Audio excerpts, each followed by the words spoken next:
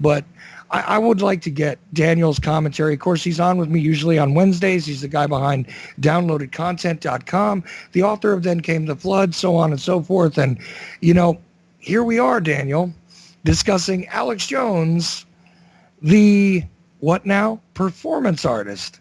I'm real. Gay frogs are real. It's real. It's all real. Dude, that wasn't bad, Daniel. That's pretty good. You got to get closer to your microphone, but yeah. Can you hear me? Yeah, no, that was good. I heard the part about the gay frogs, but it kind of faded out a little bit. Gay frogs are real. It's real. I'm real. Gay frogs are real. How does he know about the gay frogs? How does he know good question. That percentage of frogs in Texas are gay? Spends a lot of time in the pond. Without taking a survey, unless he's got, inside quotes from Kermit himself, I don't know, man. It's an odd thing. It's an odd thing. Now, look, dude, all right, for one thing, in Alex Jones's defense, okay, in his defense, and I think anybody, now I don't have kids, man, but I got a dog, okay? So, if my kids were on the line, custody for my kids, I would probably do anything I possibly could in a court, even to the destruction of a media or performance art thing, even to its destruction for my kids. Okay, so in his defense, I'll say you know what I mean. If my kids were on the line, I would say anything that I thought would help me get custody of them. Okay.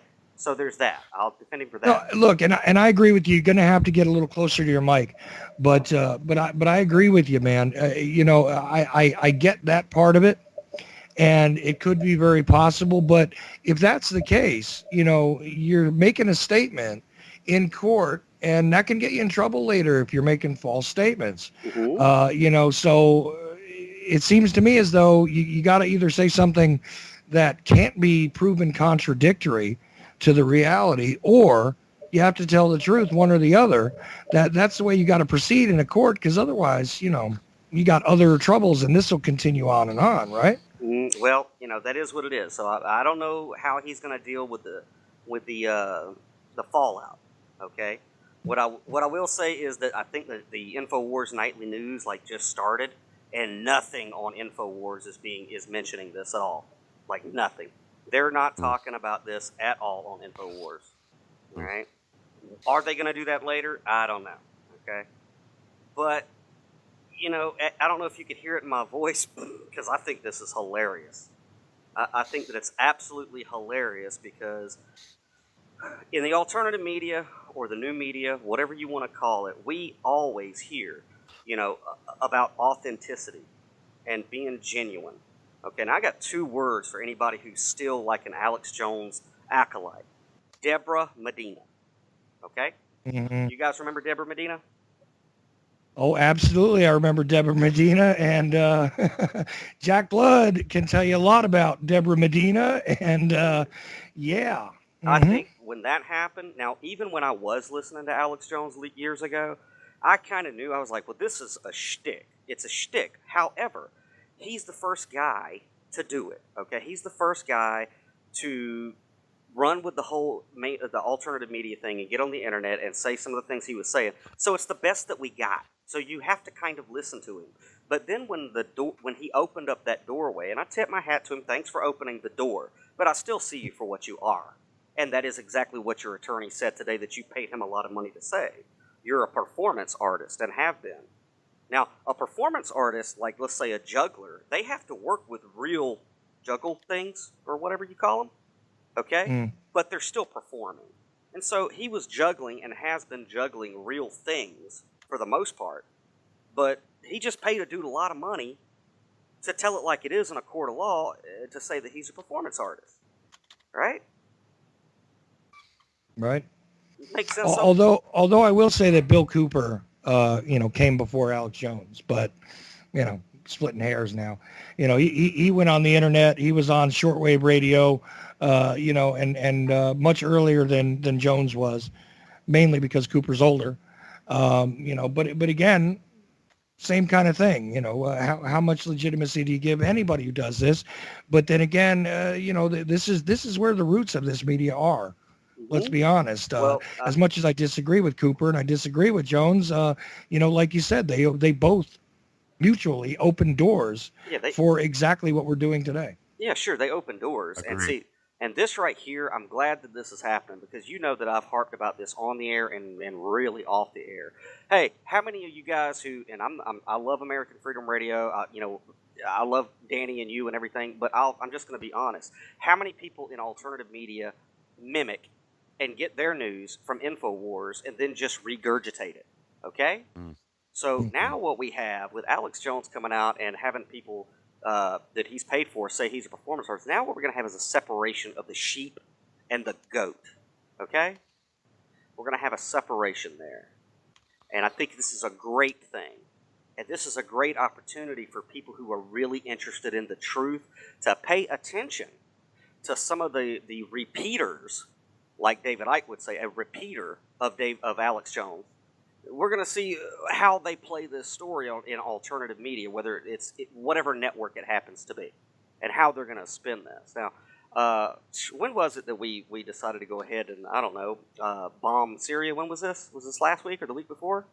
Something like that, yeah. Okay. I just, and I know I'm not going to drop the F-bomb on your show, but on my wall after that happened, I was so disgusted that, and it has nothing to do with Trump. If you think that Trump actually made that decision, if you think anybody actually voted for Trump, okay, you're not even listening to this show for one thing. So, and I don't like to talk about Trump because I just think it's a joke. But, okay, I put on my Facebook wall, I was like, okay, right after I heard that we were bombing Syria, I said, hey, look, all you Alex Jones folks who happen to be on my friends, let's just go F yourself right now. You know why?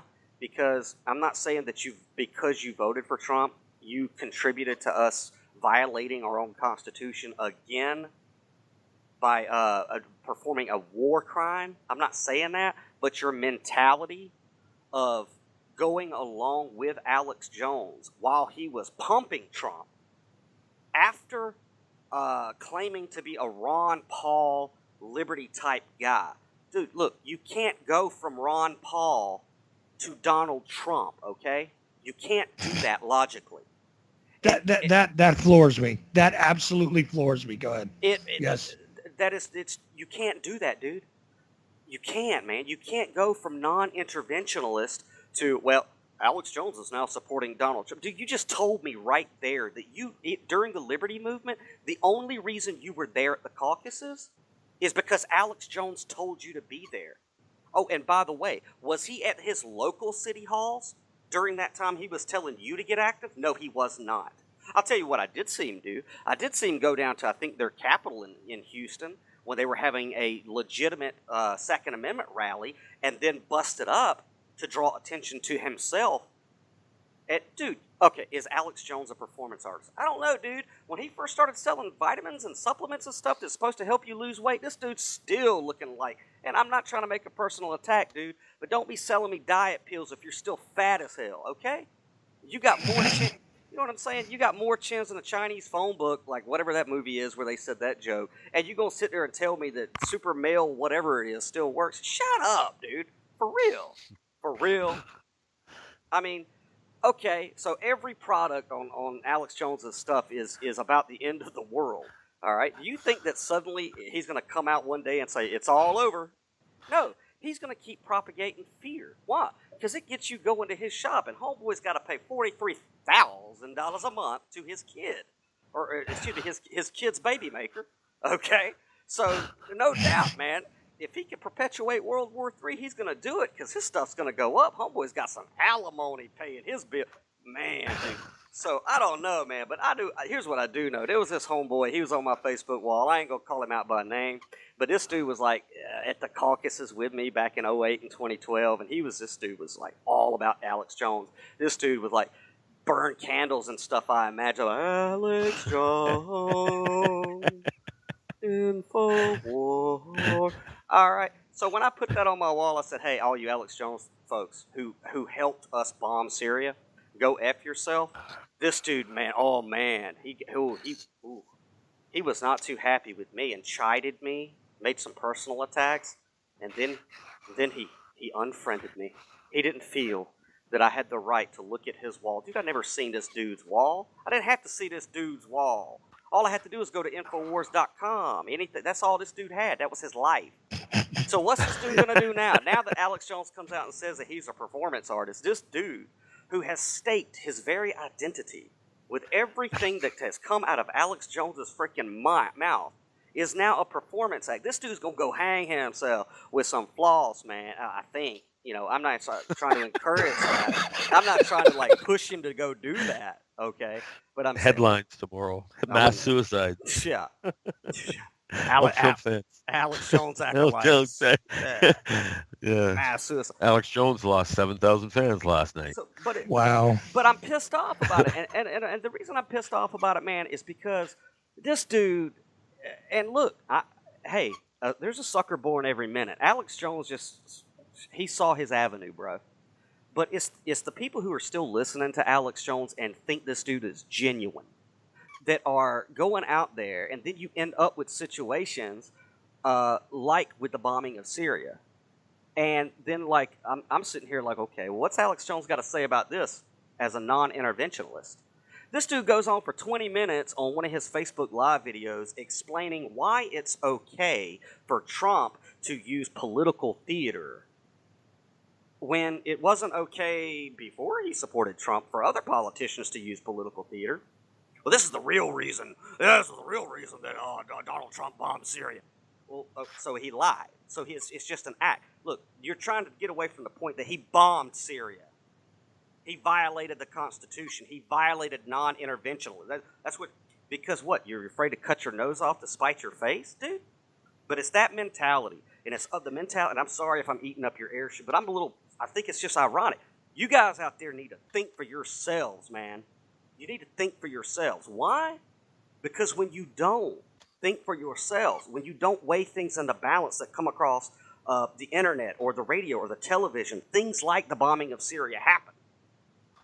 Because you trusted somebody else to inform you. You get people, killed, man. Well, and the amazing thing is that, look, you said it's a crime. It actually is. This is a sovereign nation, regardless of what you think of it. We utilized weapons on it. How else do you define an act of war? This was an act of war. Okay, now, was it an effective act of war? Apparently not. Okay, so to me it looks like a whole lot of stagecraft supported by a whole lot of stagecraft. I mean, obviously, before you roll out, the monkeys and the lion tamers and everything else, you got to let the clowns go first, right? So this is the circus, man.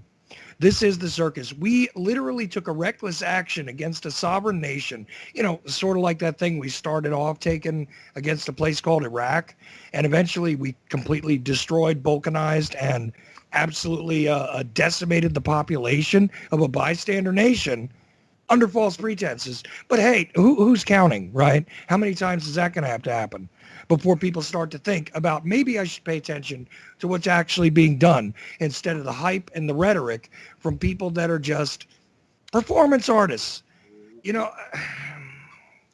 You're dead on, Daniel.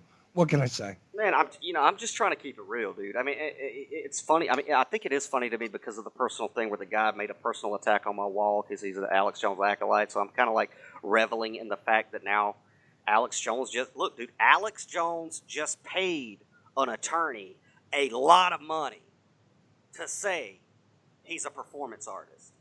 You people out there who are just going to defend Alex Jones to the death, I need to hear. You know what? I don't even need to hear it. Okay, I don't even need to hear an explanation or a defense for that. All right? He just paid a guy to say he's a performer. He's an actor.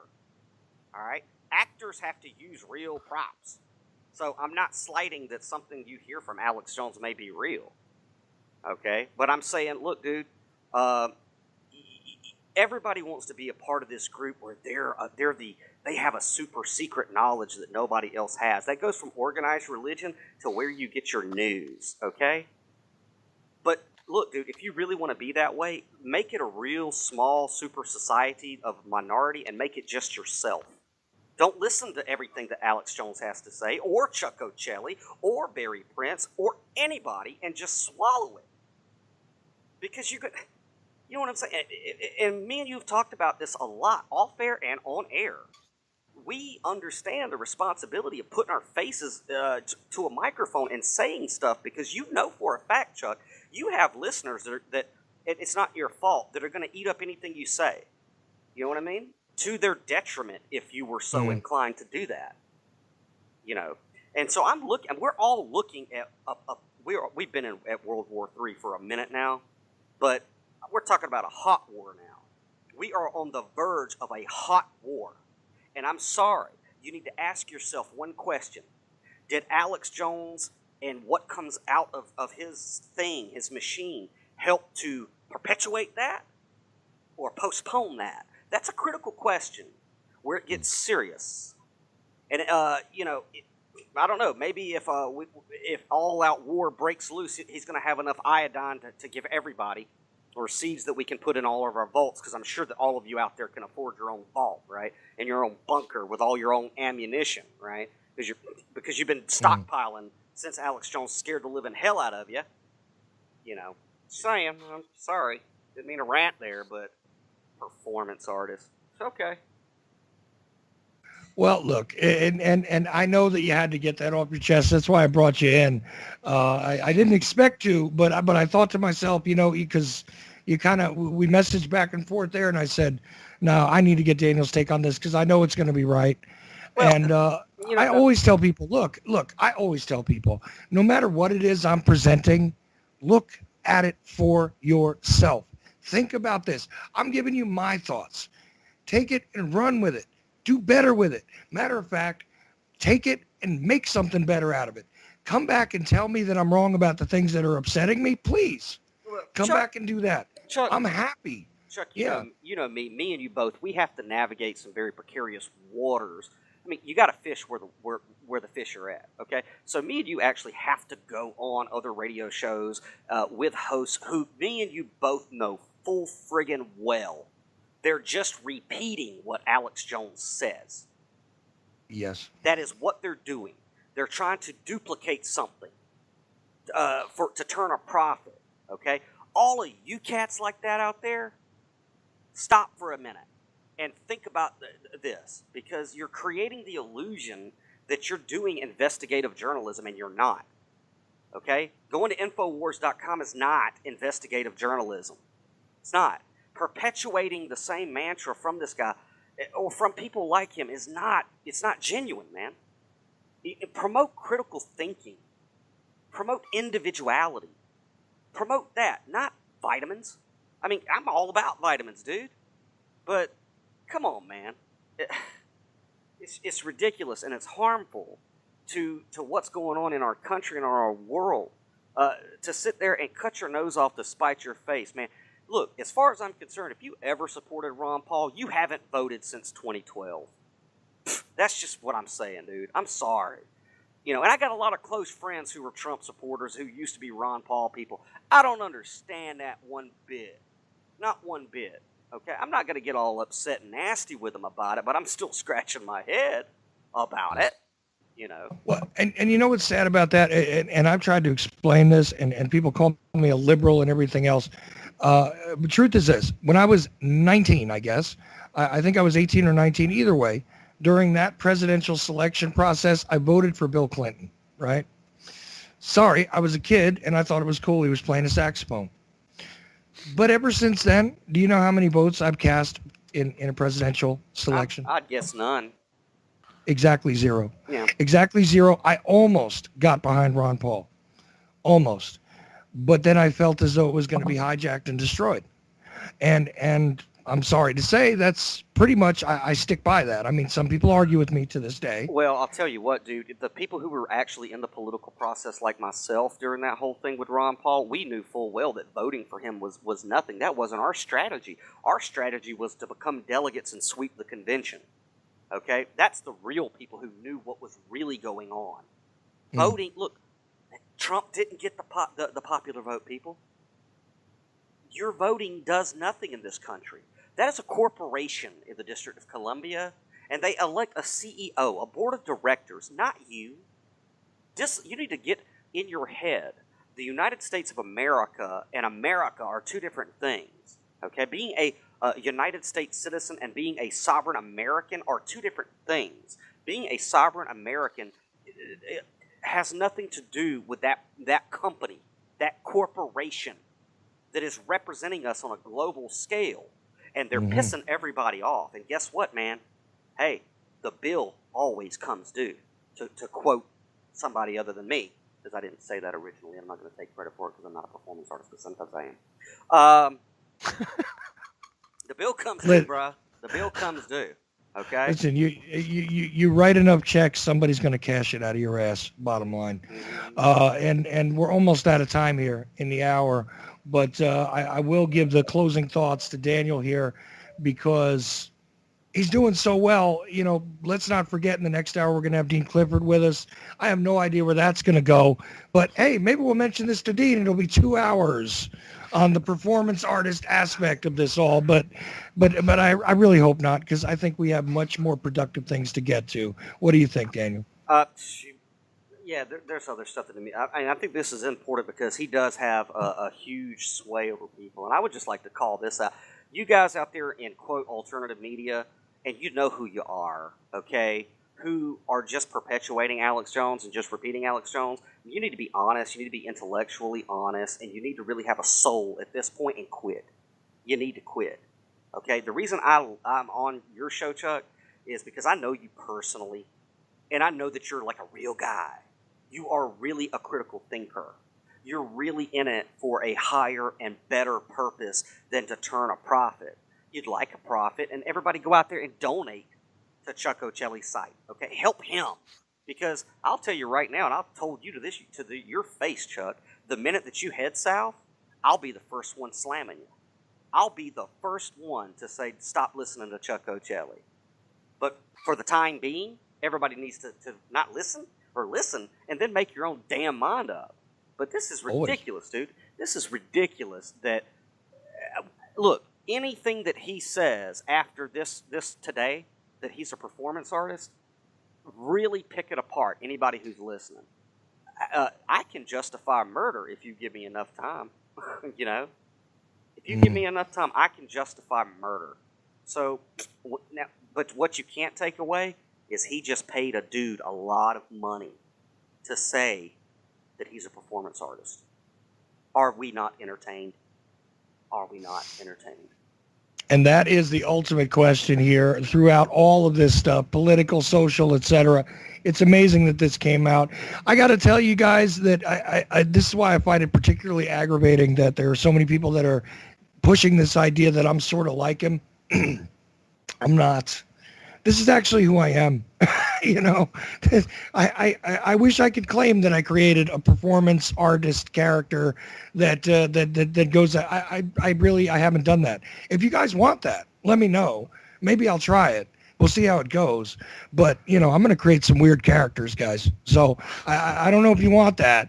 You know, you've gotten a taste of what my real head is like. If we get into me creating characters, I think it's going to get real scary real quick. But you know what? Some people like to be scared, don't they, Daniel? Gay frogs. Gay frogs. It's an addiction. And he's like really worried about the frogs being gay too, which concerns me. It's like, I wonder how he determines that. Yeah, and he has trouble opening pickle jars, pickle jars. There's something going on there. I don't know what it is. But I know that the fact that the frogs are like gay now really have him like concerned. So just saying. Maybe transgender next. Maybe possibly. And in the second hour, I promise you, no gay frogs, no performance artists, nothing like that. Thank you, Daniel Lewis Crumpton. Go to downloadedcontent.com and check out his work. Barry Prince is going to stick with me through the second hour. And guys, I also promise you no performance art in the second hour. Stay tuned to the Ocelli Effect. We'll be right back. He's real. He's real.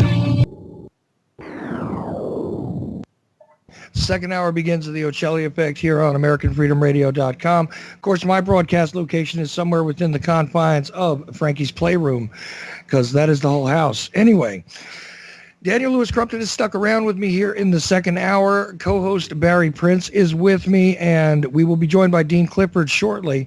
But it's definitely was a fascinating first hour if you missed it. Meanwhile, there's other things going on in the world, okay? And we have discussed some of those things at length. I don't hammer on them every single day. I definitely didn't want to get involved in the news cycle today because it was just repetitive and noisy. So, Daniel, you got something coming up this week of interest, or maybe two things coming up this week of interest, don't you? Yeah, two things. Well, I guess the first thing is I'm going to be on your show. Anybody who's follows me on Facebook or anything, I have finally been invited back to do Ground Zero with Clyde Lewis on 420. So anybody who is a cannabis activist or a Clyde Lewis fan, I'm going to be on there. What time? It's going to be 8 to 10 Pacific, and it'll be 11 Eastern.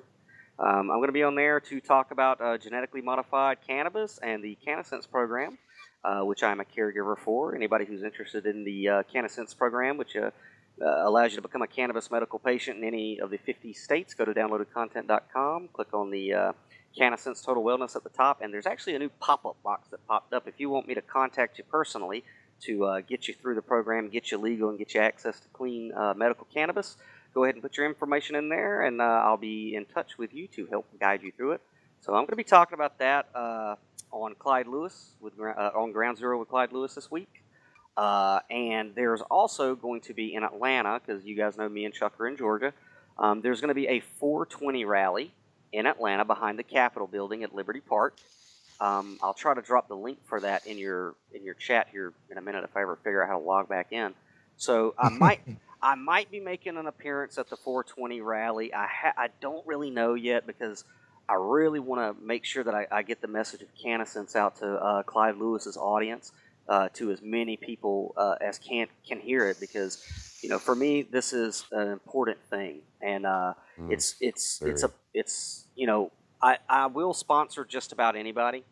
And I've said this over and over and over again. When I wake up in the morning and I check my messages, I get messages from people who have children with autism, or people who have seizures, or people with PTSD, or people with cancer, who are thanking me for giving them the information and helping them to get access to medical marijuana in the mail, shipped straight to them legally. And it's so fulfilling. And, unlike, I actually promote things that I believe in because I use them and they work. You know what I'm saying? So I'm not going to sit here and promote CannaSense if I didn't personally go through what I help other people go through, and it helped to transform my life and see it transform the lives of others. So, that's what I got going on this week, man. I'm going to be on Ground Zero. I'm really excited about it. I hadn't been on his show in about a year, and so I'm really looking forward to it. Cool. We're going to have to do a show one day, Daniel, Lou and me, because I share your passion.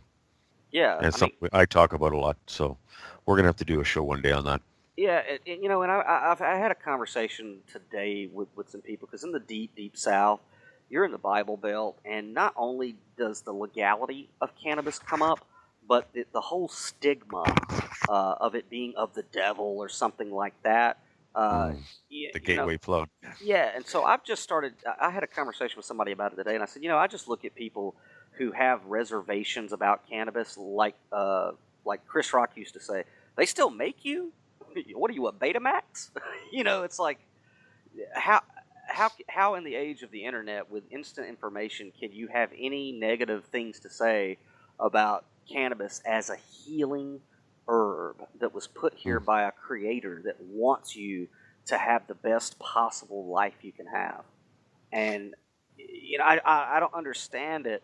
So I think that we need to all of us need to destroy the stigma that the government put on cannabis use. Way back whenever, and the whole idea now that it does seem to be an issue that is inevitable, decriminalization. Big Pharma is jumping in there now, and so they want to create different strains of genetically modified cannabis so they can patent it and copyright it and pump you full of it. And right now, we have an opportunity with CannaSense to go around these politicians. I'm a big advocate for ignoring politicians and just doing stuff yourself. And CannaSense has finally found a way for us to do that, and it's brilliant. It's absolutely brilliant. Well, I think on Wednesday night we're going to have to focus on that again because I have some questions and I have some things that I think we need to discuss about it because, look, it makes all the sense in the world if you're not worried about certain things, so I want to get into it a little bit and discuss some of the ins and outs of it that you're probably going to get, you're probably going to get some of the ridiculous phone calls on Clyde's show, about how, you're promoting drug use and blah, blah, blah, blah, and all that kind of nonsense. But, reality is reality, man. If you haven't caught up to the idea that this is just a plant, for God's sake, The reality is, Chuck, that if you are still in that stigma, then you haven't spent a couple hours on the internet in your life looking at the hardcore information about cannabis and what it can do to the human body. I mean, the stigma that's in our society, it boggles my mind that some people still, when you say the word marijuana, they cringe and they look at you like you're trying to give them something that's going to kill them.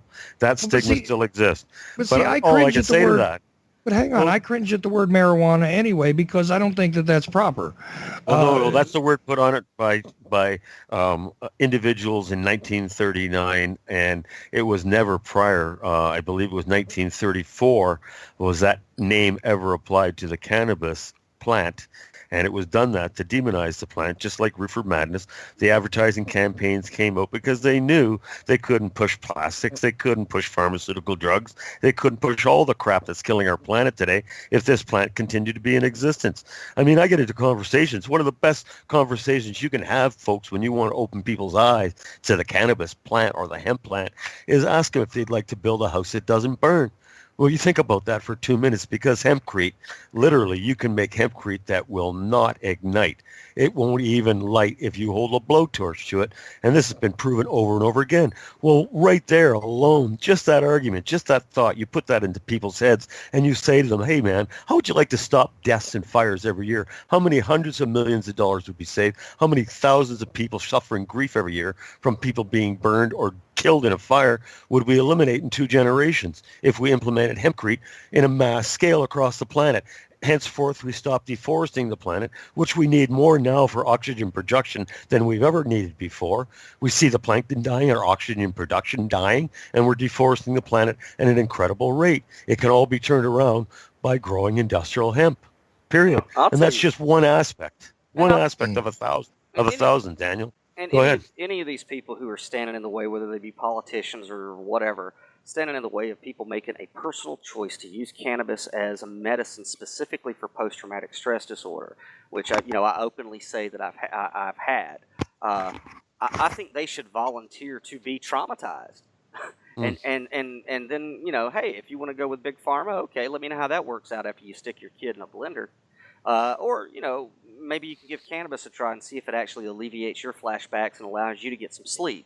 It's why do these people have the power to keep other people sick and in horror and in terror and in places of suffering? You know what I'm saying? A lot of these people who are in politics are Bible thumping, and it's like, dude, for real? How can you heal the world and you're standing in the way of a person making a personal choice to get better? Absolutely. When you're still indoctrinated into the medical system and you're filling your body full of analyticals, how can you stand there and say that this is working? Because it's not. I mean, we're what Roger Landry said this before, and I looked at the stats on health of the human race in North America in the last 40, 50 years, and it's just a tremendous slide downwards. Well, so what's going on in our society? Well, we're being manipulated by big pharma through all kinds of different avenues in our society.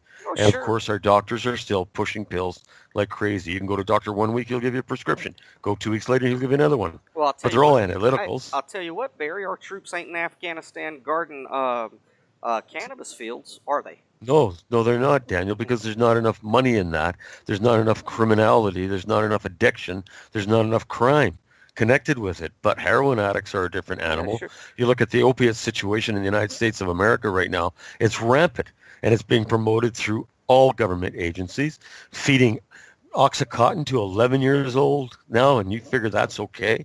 Well, I'll You're tell you. making drug addicts for a right. And then we could talk about Ritalin for 5 minutes, Daniel. There's just another example Well, of a disease formulated in a psychiatrist's office I was having and treated.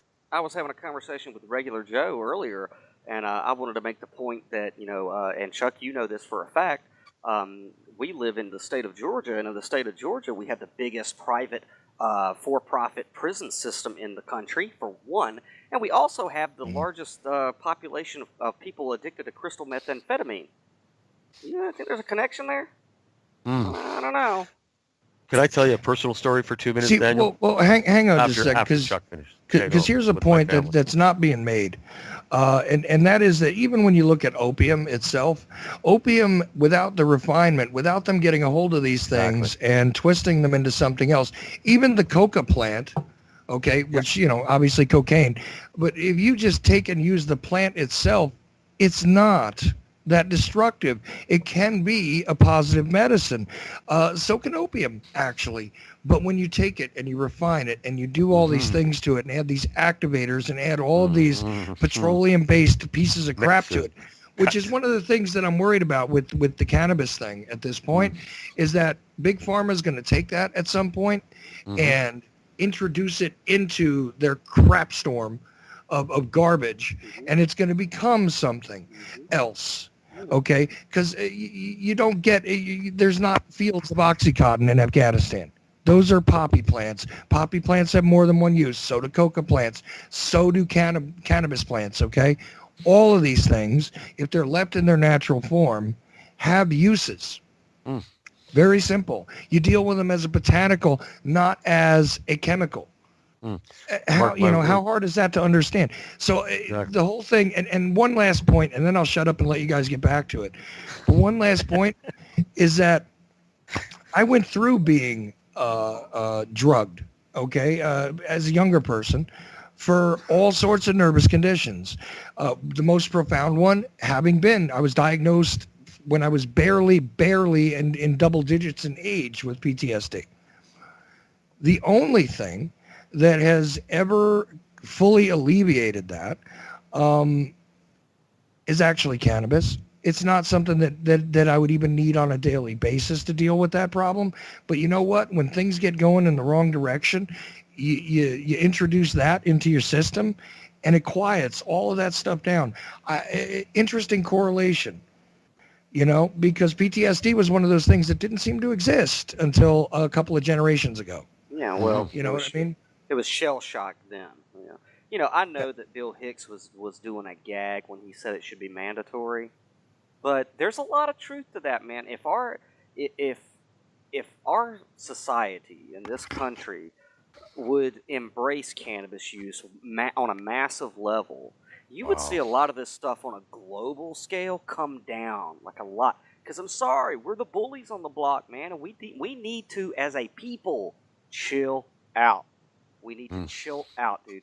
And I'm telling you right now, before these individual states start legalizing it and Big Pharma gets their knuckles in there, that's why I'm advocating CannaSense so much, because the main part of CannaSense is that you get your medical cannabis ID card to make you legal in whatever state that you're in. At that point, you're not beholden to a prescription from a doctor who's getting kickback from Big Pharma, which is all of them, man. All of them, This and look, dude, Jordan Page, who's a great guy, he's also a caregiver for CannaSense. This dude hasn't touched cannabis in over 17 years. All right? Over 17 years. If you don't feel the need to personally use cannabis as a medicine, that's fine. But you know what? Don't stand in somebody else's way of it being an option to live better, to alleviate some suffering, man. That's your duty, no matter what spiritual proclivity you happen to be or not. Don't sit there and say that you follow this healer or that great physician, but you're willing to take action or partake in a system that prevents people from getting better. Don't be a hypocrite, man. Don't do that. If you hear me talking about CannaSense or cannabis and you don't need to use it, you know somebody who does need to use it. You do. Carry the message, brah. And Mm. it's real. It's real. Watch out, Daniel, because when Monsanto gets their hands on it, eventually they'll modify this to a point where the actual healthy ingredients in this incredible plant will be taken out and synthesized. Well, And hey, that I say that, you know why I say that, Daniel? Because they don't. A healthy society is the last thing that they want, because a healthy society isn't going to continue, even though they've added cannabis or so-called cannabis to their regimen, is continually going to be becoming sick, even though they're doing this so-called new wonder plant. But it's not going to be what it's intended to be. And that's one of my biggest fears, them getting control of this. It'll never be what it was intended to be. We should have free access to this plant. We should be allowed to make our fiber and our food and our medicine out of it the way it was intended. But government control, it will never, ever, ever go that way in society. So my stance is against any government controlling something that was put on this planet and has thousands and thousands of benefits to the human being. It's an absolute crime in our society. It is one of the biggest crimes that I can think of in our society now, that this plant is being condemned, being held back from society, trying to be controlled by government entities. But like I said, they don't want a healthy society. If everybody had, Daniel, I say this and I mean it, that if everybody had a big jar of real high grade THC laden oil beside their bed, and every night before they went to bed, they had a little shot of that. And in the morning when they wake up, basically the THC effect is gone, but your body's absorbed the CBDLs and CBDs, and the cannabinoids have done their chemical reaction in your brain. I mean, the endocannabinoid system in the body, guys, I can't even begin to explain it. I can't. I've looked at it. I've had Dr. Allen on many of my shows, and he'll explain it to me, how the signaling system works, why it is so effective in the human body. But the World Health Organization made a very, very powerful statement about the discovery of the endocannabinoid system in the human body 4 years ago. And their statement was that this is the greatest discovery in medical science in the 20th century. Yet we only see still 13% of universities teaching it in the United States of America. Our mission really, folks, is just to keep hammering this out to people, showing them simple facts that will resonate inside their own lives. And like I said earlier, you can talk about fire prevention. You can talk about the amount of water that's used when we produce hemp fiber as opposed to cotton, the amount of chemicals that are in our water when we produce hemp fiber as opposed to cotton. Everything about it, if you look at it, it's everything about it. I have never yet looked at one issue with a hemp plant as opposed to what we're doing in society today that doesn't make what we're doing in society today look barbaric. That's the bottom line. We have to embrace the plant, because our planet, and I know, without being a fearmonger, is our planet's dying. And that's not bullshit. Excuse my language, Chuck. That's a fact. So what would offset that right now on this planet? What you said, Daniel, earlier is so true, that if we could embrace this plant worldwide, I mean, really demand that everything we're doing, we can make plastics now out of a hemp-based material that becomes biodegradable, becomes part of the earth 5 months after it's made. There's a company in Germany starting to manufacture these, and they're going to be on the market. Everything we're doing can be replaced with hemp, but without a detrimental effect to the planet. Everything we're doing today, from our power to our medicine to our water, everything. There isn't anything that I could talk about that hemp wouldn't be it would be a no-brainer. And tell me if I'm wrong, Daniel. So you're absolutely spot on, because I look at the big picture right now. I look at what's going on my planet. I look at the biosphere. I look at the breakdown in all our systems, what's happening to our trees. Our planet is being polluted right now at an incredible rate. And that's not fear-mongering. That's, I can prove all this stuff, because I've really gone to the bottom of it. I make sure that I vet this information, but it's true. Our planet's dying, and we could offset it right now simply by really embracing this thing worldwide. yeah, dude. Fill And I these mean, planes, fill them full of hemp seeds, and instead of spraying chemicals at our sky for 3 years, Daniel, cover the world in industrial hemp. what I find ironic about it Wow. is, Think about that.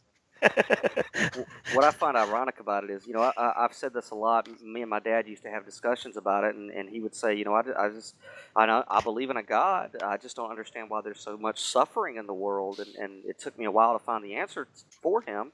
But my Because he gave us answer, free will. my answer was, there's suffering in the world because there's suffering within us. And I'm so thankful for developing PTSD. I'm so thankful for suffering from alcoholism, because if I hadn't had those ailments, I would not be able to empathize or identify with other people out there who are in pain. I wouldn't be able to see the Mm. world through that lens. And and Chuck, personally that I've been a chronic insomniac most of my adult life, if not all of my adult life. You've seen me stay up for days, okay, Mhm. days on end without being able to sleep. And, that's why with PTSD you develop insomnia, and then comes alcohol or drug addiction, because it's like, I need something to make me unconscious, okay, because my sleep cycle is just destroyed. And, CannaSense came along and gave me the avenue to access my medicine, and it is a medicine, regularly, on a consistent basis, and it be clean, and I don't have to risk arrest or dealing with somebody who may shoot me when I turn my back or whatever. I sleep 8 hours a day, and 2 minutes after I close my eyes, I am Mm. out, dude, Boom. and I wake up completely refreshed, so creative, and at peace. And life is just so much better. It tastes so much better. Life. Well, see, now that's the other thing I wanted to interject here, because both you and I, and here I'm going to reveal a little bit of personal information, but both you and I also suffer from a chronic, let's just call it disturbed sleep, as well. So even when you are sleeping, you're not necessarily getting rest. And I'm very sure that when you're waking up feeling a lot more refreshed, it's because you were actually relaxed in your sleep. Mhm. And, half of the stuff that Big Pharma pushes on you to do the same type of job, has all these wonderful side effects to it. These sleepwalking events and everything else. I have never heard of a single person in my entire life, and maybe I'm wrong about this, but I've never heard of a single person sleepwalking or blacking out from the use of cannabis. Mm-mm. No, and see, that was one of the things I didn't know. After I did make my appointment, when I was going through CannaSense, and I know a lot about cannabis, and you've seen, I used to be like almost addicted to Goody PMs or BCPM, sleeping pills in general. And when I was talking to my doctor, he said, well, obviously that cannabis is going to help you rest, and he explained to me why. He said, well, that whenever you use cannabis, it takes you to a different frequency than REM sleep. You don't have REM sleep, and so you're not having flashbacks from your PTSD, and it's allowing your brain to actually rest. Because anybody with PTSD out there, your brain doesn't rest, man. Your brain does not rest because you're consistently asking yourself, what was that noise? What was that light? What's that sound? Where is so and so? Who is here? Who is those questions? Your brain does not shut down, even when you're asleep. But since I became a member of CannaSense, and since I get my medicine on a consistent and regular basis, man, I'm out, dude. I'm sorry, I'm sleeping, and it's good too. Well, I never have a problem sleeping, so, but I always make sure I ingest a little bit before bedtime. So I have a gentleman here in town here who had a real hard time sleeping, guys, and I gave him some, or got him some high-grade oil. And what he's doing at night now is he's taking about 1/4 gram, and he's not waking up with any buzzy, but he says his sleeps have never, ever been better. So there's lots to be said about it. Mm-hmm. Yep. And lack of restful sleep will kill you too. I mean, this is something that people don't know. No, you need it. It your mind absolutely, and your body. Yeah, I mean, it physically debilitates you if you're not getting a restful amount of sleep at some point. When you're a little younger, you can run around quite a bit and you can, push through the pain, let's say. But quite honestly, you get a little bit older. And even when I was younger, I struggled with not being able to sleep and not being able to sleep restfully when I did. So, yeah. No, these are essentials. Sleep is as essential to the human being as now. The amount of sleep differs. Everybody has a different amount they need, but sleep is as essential as food or water, and people don't realize that. So when you're in a disturbed sleep cycle constantly, okay, and you don't get that chance to rest and you don't get that chance to decompress, it literally makes you unhealthy, not only psychologically but physically. Um, Something I want to point out because I've experienced it. So, there we go. But also, the chronic disturbances like you were talking about during REM sleep, these are part of the package when it comes to any of these traumatic based injuries, let's just call them, to the psyche. Okay.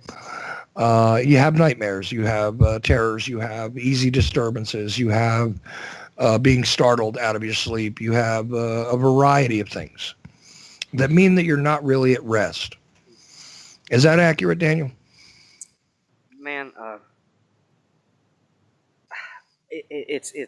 like, and me and you both know it's hard to explain PTSD and how it affects your psychology if you don't have it. But and it's a rough topic. But when you have it and there's no relief, or there's poor choices for the relief that you can get, you ever heard of the term sleeping with one eye open? That's something that consistently happens. I mean, Mm-hmm. any little noise, and I'm sure you wouldn't mind. I mean, you told your audience you have PTSD before, and I can attest that's the truth, because you know the smallest thing has you investigating.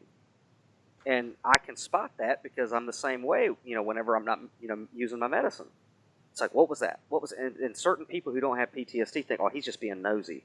No, he's securing his surroundings, buddy. Okay. Mm. I know what it's like to walk around with a 4 millimeter at 3 o'clock in the morning, checking all the doors.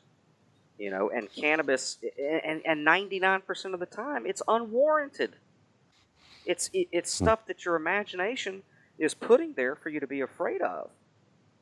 And whenever you get that taken care of, you actually have to stop and think about something that is there to worry about, and it's not much. It's like, did I heat my dinner up enough? Stuff like that, and life becomes what it's supposed to be, which Mm. is a gift. It becomes a gift and not a prison sentence. Yeah, well, the Yeah. reason why I'm describing some of this is because there's probably people out there that are going through some of these things and don't necessarily identify it as PTSD. But I'm going to explain something here. Just take me a minute. I know what you're referring to directly, and the first time that I think you saw it, it was probably about 4 o'clock in the morning, and him and I are in the same house, and he was awake because he couldn't sleep, and not really making noise or anything in the house in general. And I'm in a separate room all the way in the one side of the house. I literally have to get up, get out of bed, go around and check everything. Is there an entrance that's open? Is there something in the house that's not supposed to be there? Is there, all of that? It's a 20-minute operation, literally going outside Mm-hmm. to go check the perimeter on the property. And why? Because otherwise, I really don't have another answer for why. It's just, this is what I have to do Um, in order to reimagine that I can relax again. Okay. And if you're doing this kind of thing, it's not because you're a psycho. These are the kind of problems that emerge, and so does that sound about right?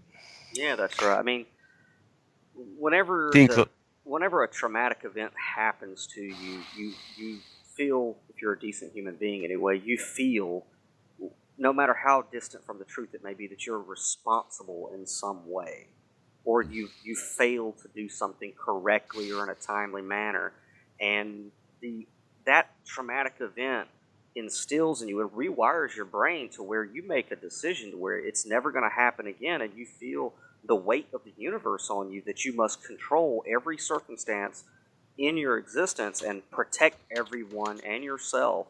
And it's, dude, that's an impossible task. That's an impossible task, and it puts you on pins and needles, you know? Hey, Chuck, Dean Clifford finally made it into the show. How you doing, Dean? Hello, Sorry to interrupt how's it going? you there. Good. Oh, sorry. I knew you had a little bit delay getting home, but thanks for Yeah, coming in. not a problem. This whole trying to get my life in order thing, eh? And Yeah. you know what? Honestly, it's a little bit of a bad on my part too. I don't think I quite got the intent from earlier today. I thought we were going to have a conversation at some point tonight about doing a little future kind of show type thing. Then I was like, when I got your message ambushed earlier you. and I was in the city, I was like, oh shit, I think that's supposed to be tonight. I ambushed you, Dean. Sorry, buddy, but I wanted to introduce you to Chuck and Yeah. Daniel Lewis Crumpton's with us tonight. You know what I'm going to do? I'm going to get right in and let you have a chance. Tell people what you're doing, because we only got a half hour left in the show, Dean, and I know you need more time than that to tell people what you're doing, but just kind of hit on what you've been doing for the last couple of years and what you're all about. Last Yeah, well, couple of years, obviously, well- hold on just a second, Dean. oh, Sorry, Hold on. sorry, Chuck. Hold on, Dean. Got ahead of myself again. Okay. Hang Okay. on just a second, because I'd like to explain to the listener what's happening. Dean Clifford was supposed to join us earlier, according to apparently a little miscommunication like you just heard. But definitely, we're going to have you back on, Dean, because, the last 25 minutes of the show is not going to do any justice for you. We were in the midst of a discussion about PTSD, that's for sure. And I think, Daniel, we need to continue this discussion on Wednesday. And get into it a little more, if you don't mind. What do you think? That sounds like a plan with me, man, because, like I said, I empathize. I know what it's like, and I know you do too, and it's about making other people who are out there who are on their wits' end get better, dude, because people who've gone through it, when you come through it, they're the best people in the world, and they accomplish things that change the world.